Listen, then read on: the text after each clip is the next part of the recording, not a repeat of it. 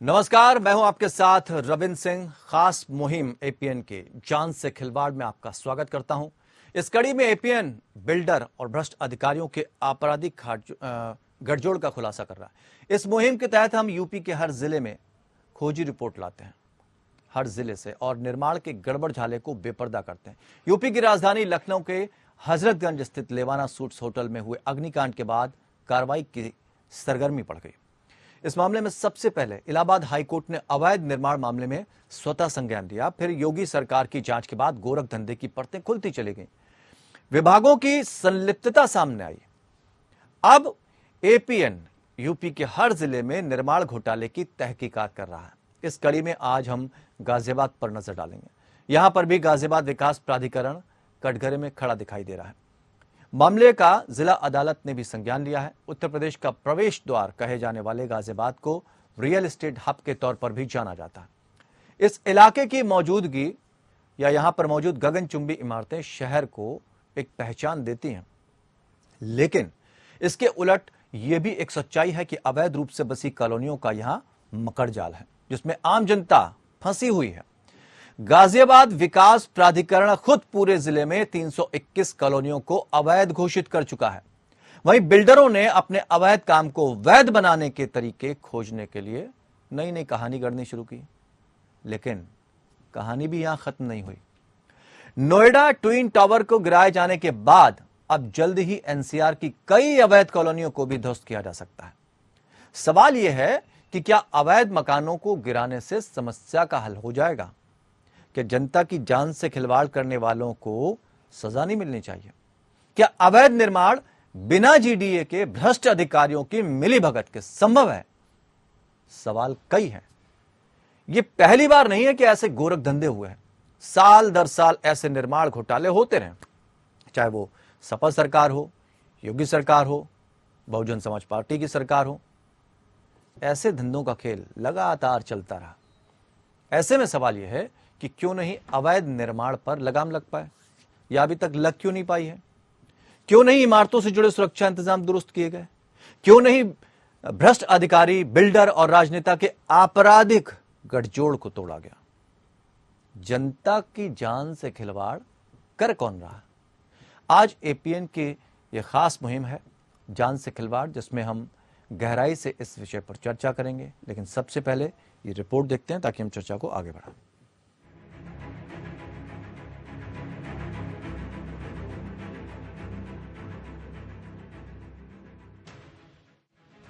गाजियाबाद में बिल्डरों की मनमानी और जीडीए की मिलीभगत से गाजियाबाद में अवैध बिल्डिंगों का निर्माण किया जा रहा है।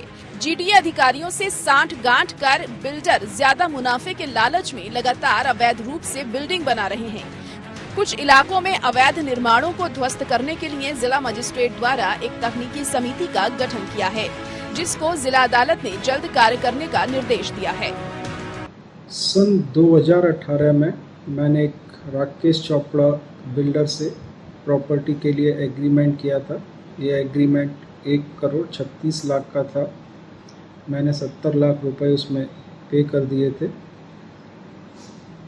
जब बिल्डिंग बनाई जा रही थी तो मुझे देखने से पता चला कि इसके जो मैंडेटरी सेटबैक्स हैं, फ्रंट और रेयर एरियाज़ हैं, वो इलीगली कंस्ट्रक्ट कर दिए गए हैं, वो जो कि कंस्ट्रक्ट नहीं किए जा सकते थे।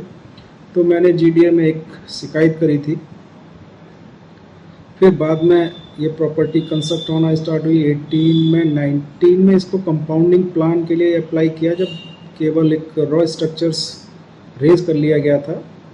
और कंपाउंडिंग प्लान में एक कंडीशन थी कि जो इसमें एरिया है बियॉन्ड कंपाउंडिंग लिमिट्स, वो बिल्डर द्वारा 30 दिन के अंदर ध्वस्त कर दिया जाएगा।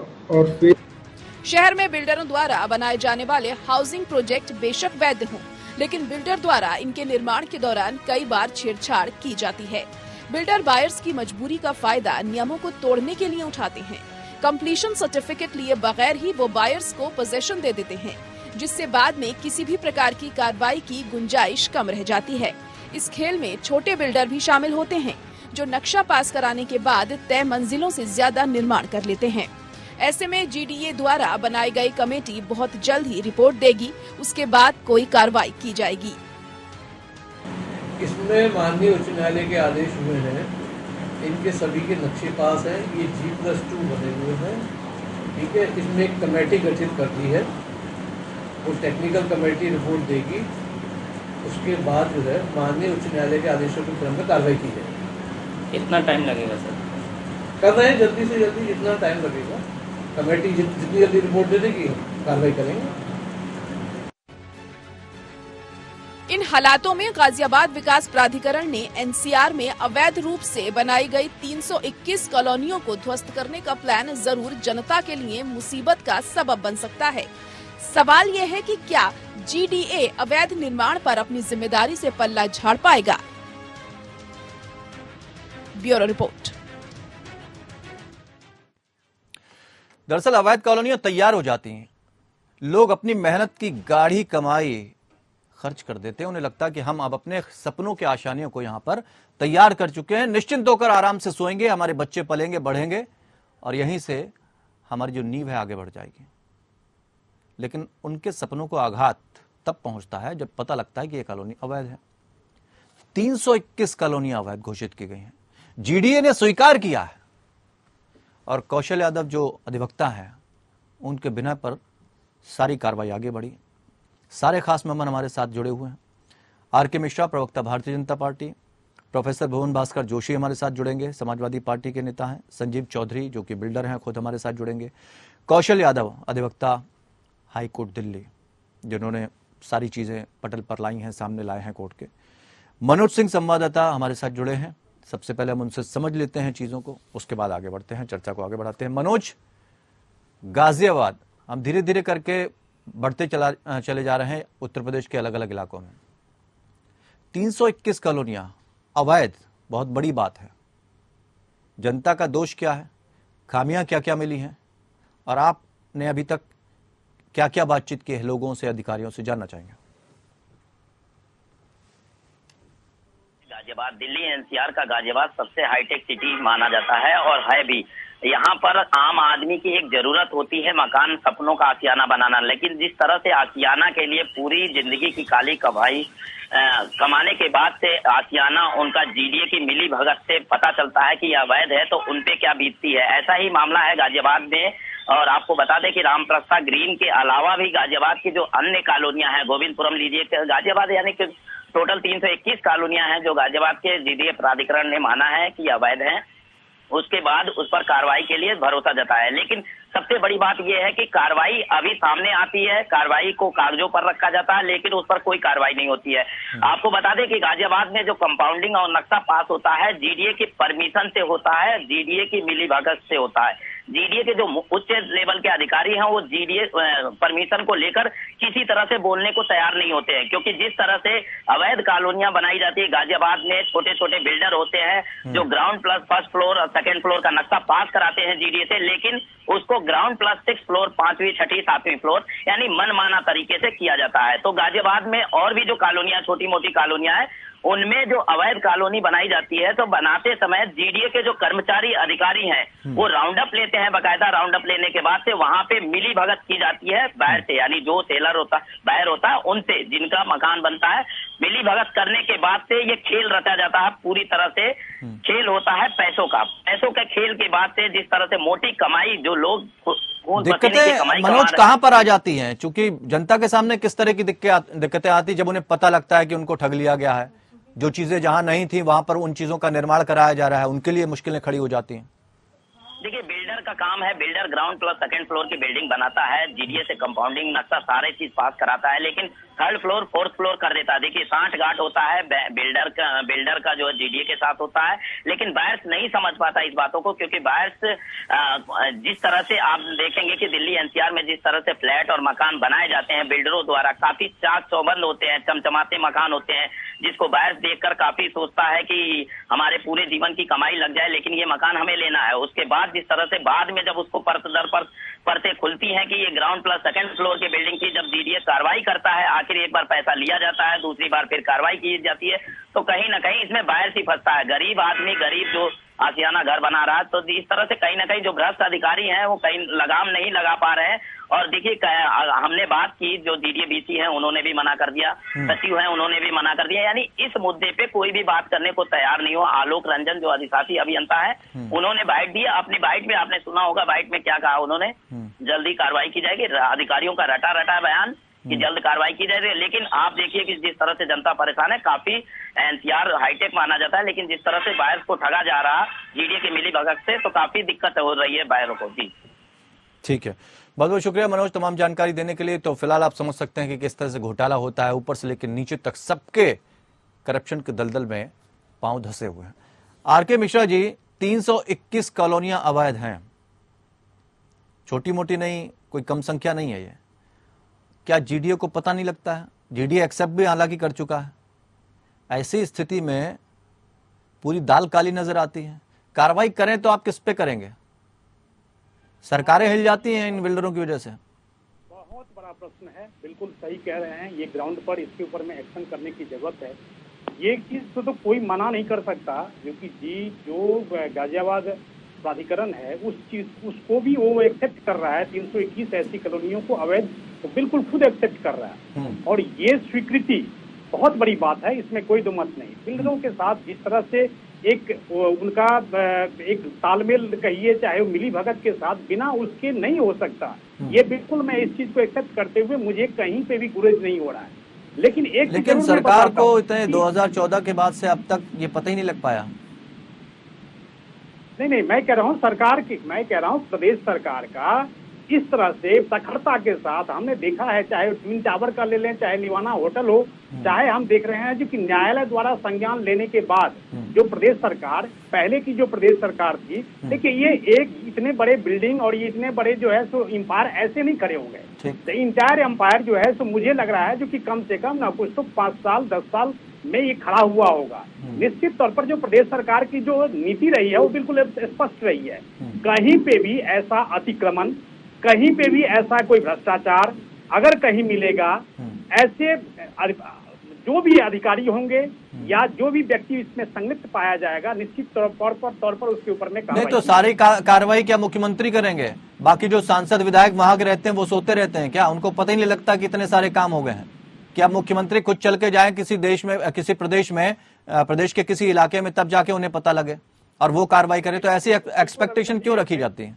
बिल्कुल सही बात है। जब हम जनता हमें बिल्कुल विश्वास के साथ जब हमें चुन करके भेजती है, अपना आशीर्वाद दे करके भेजती है, तो उनकी काफी एक्सपेक्टेशन हो जाती है सरकार से। और जब सरकार ही अगर मान लीजिए अगर कहीं पे भी ऐसे गैर कानूनी काम को स्वीकृति देता है, तो मुझे लगता है जो कि ये चीज बहुत बड़ी विडंबना है। लेकिन आपने देखा जो प्रदेश सरकार जिस तरह से 2017 के बाद जितनी प्रखर हुई है, ऐसे सारे मामले मैंने देखा है अतिक्रमण ही नहीं है। आज जब हम बुलडोजर की कार्रवाई करते हैं तो कुछ ऐसी पार्टियां हैं जिनको पेट में दर्द होने लगता है।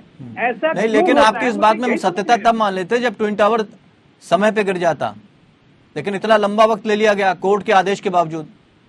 कोर्ट के आदेश के बाद जो आप कह रहे हैं जो कि लंबा समय लगा, क्योंकि बहुत बड़ा ये एक प्रोजेक्ट था जिस तरह से इसको गिराया जाना था, और इसमें सचमुच में जो तो 2021 में सर आदेश दिए गए 3 महीने के अंदर गिरा दिए जाएं, और इतना लंबा वक्त लग गया गिराने में। उसमें उसकी वजह है ना, जो कि अगर आप आसपास के किसी को क्षति न हो, इसके लिए जो है तो अगर आप प्रिकॉशन ले रहे हैं, सावधानी ले रहे हैं, इसी में समय लगा है। कहीं ऐसा आपको सरकार की तरफ से भुवन जी आपको नजर नहीं आया? जो बात कह रहे हैं RK मिश्रा जी, सवाल खड़े कर रहे हैं कि पिछली सरकारों ने कोई काम ही नहीं किया। अगर वो भ्रष्टाचार पर लगाम लगाने की कोशिश करते तो इस तरह के मामले नहीं आते। अब ये 321 कॉलोनियां एक दिन में तो बनके तैयार हो नहीं गई। आपकी भी सरकार आई, उससे पहले BSP की भी सरकार आई, और BSP की सरकार में कितने बड़े यादव सिंह को रेप में घोटाले आए, फिर आपकी सरकार भी आई, मीरा यादव जैसे नाम सामने आए। तो ये जो ऊपर से लेकर कहते हैं करप्शन ऊपर से चलता है, सरकारें क्यों हिम्मत नहीं दिखा पाती हैं? कोई दिक्कत है सरकार को, या कुछ बंधा रहता कमीशन सरकारों का भी? रविंद्र जी, सबसे पहले तो मैं आपको और आपकी जो पूरी टीम है और आपके जो चैनल APN को बहुत बहुत धन्यवाद देना चाहता हूँ। एक जनहित के मुद्दे को आप लोगों ने लगातार आप उसको उठा रहे हैं और जनता की लड़ाई को आप लड़ने का काम कर रहे हैं, इसके लिए आपका चैनल बधाई का पात्र है। और आदरणीय मिश्रा जी को मैं इसका कहना चाहता हूँ, उनको 6 साल के का कार्यकाल लगभग इनका पूरा होने जा रहा है और निश्चित तौर पे अपनी कमियों को इनको ढकने का प्रयास बार बार करते हैं कि समाजवादी पार्टी की सरकार को बनाने का काम करते हैं। निश्चित तौर पे मैं कहना चाहता हूँ भारतीय जनता पार्टी समाजवादी पार्टी के आदरणीय विकास के पुरुष माननीय अखिलेश यादव जी के काम की बराबरी नहीं कर सकती है, क्योंकि ये लोग व्यस्त रहते हैं नफरत फैलाने में समाज में। ये लोग बांटने की राजनीति पर व्यस्त रहते हैं और लगातार आप ये देखिएगा जो इसके बिल्डर है। नहीं, आरोप तो आपकी सरकार पर लग रहे हैं ना सर, कि आपकी सरकार रही 5 साल, उसमें इस तरह की कार्रवाई को अंजाम दिया गया कि आज मुख्यमंत्री जगह जगह जाकर चीजों का संज्ञान ले रहे हैं और उन्होंने कम से कम हिम्मत दिखाई कि एलडीए को लेकर भी उन्होंने, लखनऊ को लेकर भी कार्रवाई की है और नोएडा में आकर भी उन्होंने देखा और 2 इंजीनियर्स उन्होंने बिल्कुल सस्पेंड कर दिए। इस तरह की ठोस कार्रवाई कोई करता क्यों नहीं दिखाई देता? रविंद्र जी, मैं बताना चाहता हूँ आपके चैनल के माध्यम से, अभी भारतीय जनता पार्टी का जब लेखा जोखा निकल के आया तो इस बिल्डर की जो मेहरबानी भारतीय जनता पार्टी पे दिखाई दी, वही कारण है आज हमारे मित्रा जी कह रहे हैं इस कारण लेट हुआ, इस कारण लेट हुआ। निश्चित तौर पे इनका जो गठजोड़ है इसको कानून के द्वारा तोड़ा गया है।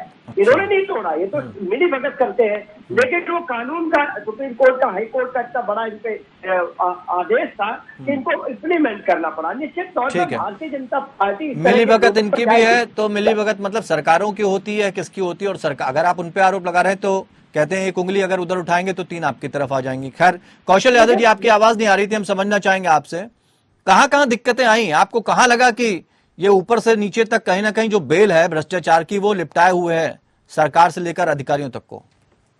देखिए, मैं जो मुझे लगता है, जो मैंने कानून की,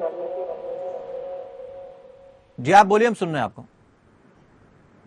इसमें मेनली तो ऑफिसर की इन्वॉल्वमेंट, क्योंकि ऐसी बहुत सी चीजें जो बिल्डर और ऑफिसर्स की। आप स्पीकर तो ऑन नहीं किए हुए हैं?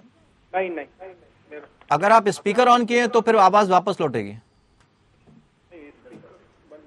जी बोलिए, आवाज आ रही है? वो है, हाँ बताइए। नॉलेज है जो मैंने देखा है, क्योंकि मेरा सेल्फ एक्सपीरियंस है जी। इसमें बिल्डर और ऑफिसर्स की नेक्सस ज्यादा है अथॉरिटी के, इनफैक्ट पॉलिटिक्स और वो सब के, क्योंकि इसमें बहुत सी चीजें ऐसी हैं वो पॉलिटिशियंस के कभी पता ही नहीं चला होगा कि कैसे ये इस तरह से किया जा रहा है। और ये मैं आपको बता रहा हूँ, ये स्कीम कम से कम 500 करोड़ पर ईयर का है, it's not less than 500 crore. How the government is deprived from its fund, government को ही नहीं मालूम होगा ये। ठीक, मैं आपको एक प्रोसेस बताता हूँ। क्या जो वर्तमान सरकार उससे ऐसी उम्मीद की जा रही है कि वो ठोस कार्रवाई की ओर अग्रसर है? अभी तक तो मेरा, देखिए जहाँ तक मेरा है, मैंने तो रिप्रेजेंटेशन गवर्नमेंट को भी करी, to this government only. Since 2019 में रिप्रेजेंटेशन कर रहा हूँ, but neither the government has taken any action nor the authority. ठीक है, बट अभी देखते हैं क्या होता है। बट जो इसका प्रोसेस है, मैं आपको एक बार प्रोसेस बता देता हूँ। जब आप कोई भी कंस्ट्रक्शन स्टार्ट करते हैं तो पहले आपको एक प्लान कराना होता है, sanction. According to that plan you have to construct. क्या होता है कि कंस्ट्रक्शन से एक्स्ट्रा एरिया कवर कर लेते हैं as far as regularized colonies are concern. अब उस एरिया को एक्स्ट्रा होता है, उसमें कुछ एरियाज ऐसे होते हैं जो साइड बैक्स होते हैं, फ्रंट का एरिया होता है, रेयर साइड बैक्स होते हैं, मैंडेटरी होते हैं, ये कवर करे नहीं जा सकते। अराउंड 10 फीट एरिया आपको साइड में और फ्रंट पे और रेयर में खाली रखना है। बिल्डर्स ये सारा कवर कर लेते हैं और ये कंपाउंड भी नहीं हो सकते। फिर ये कंपाउंडिंग के लिए जाते हैं। कहाँ पे जो होता है वो मैं आपको बताना चाह रहा हूँ। जब बिल्डिंग कंपाउंडिंग पे जाते हैं तो बिल्डर्स और ऑफिसर्स की नेक्सस होती है, और ये इनसे एक, इनफैक्ट 2001 का एक ऑर्डर है ऑनरेबल हाई कोर्ट इलाहाबाद का, उन्होंने कहा कि आप कोई भी किसी तरीके का डेविएशन नहीं करेंगे। अब इन्होंने 2010 में एक पॉलिसी बनाई, व्हेन द कंपाउंडिंग कम्स, तो इनमें बिल्डर को, डेवलपर को एक पीरियड देते हैं 30 डेज का, कि ये एरिया है, ये कंपाउंड नहीं हो सकता है और ये एरिया आपको 30 डेज के अंदर डिमोलिश करना होगा। And if you fail to demolish this, then we will demolish this. Now from here the game start. वो 30 डेज में ना तो वो डेवलपर वो करता है, ना ये ऑफिसर्स जाते हैं। उसके बाद सेक्शन 26 है। संजीव चौधरी भी हमारे साथ जुड़े हैं, जो कि खुद एक बिल्डर हैं। संजीव जी, बिल्डर को पैसा इतना प्यारा कि जनता की जान से खिलवाड़ कर लें, मिली भगत करके कुछ भी कर लें, ऐसी भी पैसे की क्या लालसा? रविंद्र जी, मैं कहना चाहूंगा इसमें बिल्डर कहाँ गलत है? आप मेरे को बताइए, क्या 321 कॉलोनियां अगर अवैध घोषित हुई है तो वो क्या सिर्फ बिल्डरों ने की है?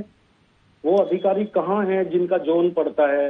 वो कहाँ हैं जिनके अधिकार में आता है? क्या बिल्डरों ने लेने की कोशिश नहीं की? अगर 321 कॉलोनियां वहां पर बन रही हैं तो उसमें आपको लगता है कि बिल्डर्स का कोई योगदान है ही नहीं? नहीं, मैं ये नहीं कहता कि बिल्डर्स का योगदान नहीं है। हाँ। बट अभी अगर मैं बात करता हूँ, डेमोलाइजेशन हुआ है कुछ एरिया में कि अवैध है। हाँ। वो आप अगर देखेंगे जाके, वो सिर्फ पेपर में, न्यूज में दिखा दिया जाता है कि जेसीबी घूमी और हुआ, फिर भी चीजें डेवलप हो रही है। उसके लिए कौन जिम्मेदार है? वो अधिकारी जिम्मेदार क्यों नहीं है जिनके टाइम पीरियड में वो चीजें डेवलप हुई है? क्या सिर्फ जेसीपी लगा के लोगों का आशियाना? अगर आप बिल्डर्स का एक समूह बना के अगर आप भी प्रोटेस्ट करना शुरू कर दें, आज तो सारी चीजें ऑनलाइन है, कौन आपसे रिश्वत मांग रहा है? खुद मुख्यमंत्री योगी आदित्यनाथ ने कह रखा कि आप डायरेक्ट सीएम से संपर्क कर सकते हैं, उनको शिकायत भेज सकते हैं। आजकल तो सारी चीजें आसान है। रविंद्र जी, शिकायतों का अंबार लग जाए, क्यों नहीं कार्रवाई होगी? जो सबसे बड़ा जिम्मेदार है वो डेवलपमेंट अथॉरिटी जिम्मेदार है। हाँ। क्यों फ्री होल्ड की कॉलोनियां, क्यों अवैध कॉलोनियां जो डेवलप होती है? आर.के. मिश्रा जी, आप सुन रहे हैं, आपने सबको सुन लिया। गवर्नमेंट कोई एक्शन नहीं लेती, लेकिन कौशल जी ने एक बात कही कि गवर्नमेंट तक पहुंचती नहीं बात। रविंदर जी, मैं एक चीज यहाँ पर कहना चाहूंगा, जो कि देखेंगे, जो कि हम लोग जब डिबेट में बैठते हैं तो बहुत सारा लखनऊ के ऊपर में बहुत सारा प्रश्न, संक्षेप में जवाब चाहेंगे आपसे। बिल्कुल बिल्कुल। लखनऊ में जैसे हमने देखा है, जो एलडीए ने कम से कम 400 ऐसे जगहों को चिन्हित किया है, और मुझे लग रहा है जो कि 6 से 7 महीने के अंदर में उसके ऊपर में कार्रवाई पूरी हो जाए। लेकिन कार्रवाई तो हम समझ लेते हैं ना आर.के. मिश्रा जी, कार्रवाई होना बहुत, चलिए ठीक है, कार्रवाई भी हो गई। वो लोग कहाँ जाएंगे जिन्होंने जीवन भर की कमाई लगा दी? उनका क्या होगा? बिल्कुल सही कहा आपने, जो कि खास करके वो जिन्होंने इन्वेस्ट किया है और जिनको आसियाना के ऊपर में, वो तो जीते जी चले गए ना। देखिए, बिल्कुल सही कह रहे हैं रविंदर जी। मैं इस चीज को बहुत संवेदनशीलता के साथ संज्ञान लेना चाह रहा हूं मैं, और खास करके मुख्यमंत्री जी भी इसके विकल्प के ऊपर में बहुत विचार कर रहे हैं, पहली बात। दूसरी बात जो है, तो जो भी अधिकारी इसमें संलिप्त होंगे और साथ ही साथ जो अवकाश प्राप्त भी कर चुके हैं, उसके ऊपर में भी बिल्कुल कार्रवाई होगी। कौशल जी, आखिर टिप्पणी आपसे लेना चाहेंगे कि क्या लगता है कि कहाँ खामी रह जाती है? संक्षेप में चाहेंगे क्योंकि समय खत्म हो गया। कोशिश कर रहा था कि जब ये कंपाउंडिंग प्लान सैंक्शन करते हैं, हाँ, उसके बाद ये क्या करते हैं, 30 डेज का टाइम देते हैं। उसमें कभी भी कोई डेवलपर डिमोलिश नहीं करता है, और वो 30 डेज के टाइम के बाद इनकी एक सेटिंग जो हो जाती है, ये कभी डिमोलिश नहीं करने आते हैं। और वो एक पॉलिसी इन्होंने 2010 में बना रखी है कि under this 30 days time would be given to them to demolish. तो एक वो पॉलिसी जो इन्होंने बनाई हुई है वो गलत है। वो I don't think it is in the knowledge of the government. Politicians are not that much aware of the law and all those things. So I don't think these things are reaching to them. Second thing क्या हो रहा है, 2001 का इनके साथ क्या है, GD और सारी यूपी के अथॉरिटी के 2001 का इलाहाबाद हाईकोर्ट का ऑर्डर है, 2004 लखनऊ बेंच का ऑर्डर है कि सैंक्शन प्लान से कोई भी डेविएशन नहीं होगा। जब ये कंपाउंडिंग प्लान इश्यू करते हैं, they are putting a stand saying कि ये जो कंपाउंडिंग प्लान है, this is subject to these orders of honourable high court of Allahabad and Lucknow bench, and any deviation would render you for contempt of the court. अब क्या कहते हैं, builder को डरा रहे हैं, डायरेक्शन इनके लिए है। ठीक है, समय इतना ही है, हम फिर किसी दिन इसको और आगे बढ़ाएंगे, लेकिन फिलहाल वक्त इतना ही। बहुत बहुत शुक्रिया। लेकिन समझना ये होगा कि दबाव बिल्डर पर बन रहा है। भाई, बिल्डर कागज बनाता है, बिल्डर एनओसी देता है, बिल्डर नक्शा पास करता है। क्वेश्चन मार्क है कि भाई जो लोग काम कर रहे हैं उनके खिलाफ क्या कार्रवाई हो रही है, इसको समझना होगा वहां पर। और क्या योगी सरकार सख्त है? क्योंकि कौशल यादव ने कहा कि सरकारों तक तो बात ही नहीं पहुंच पाती, अंदर ही अंदर बंदर बांट हो जाता है। तो इस करप्शन को क्या वर्तमान मुख्यमंत्री साहब तोड़ पाएंगे? और अगर इस नेक्सस को तोड़ेंगे तो कैसे, ये समझना होगा। फिलहाल इतना ही, नमस्कार।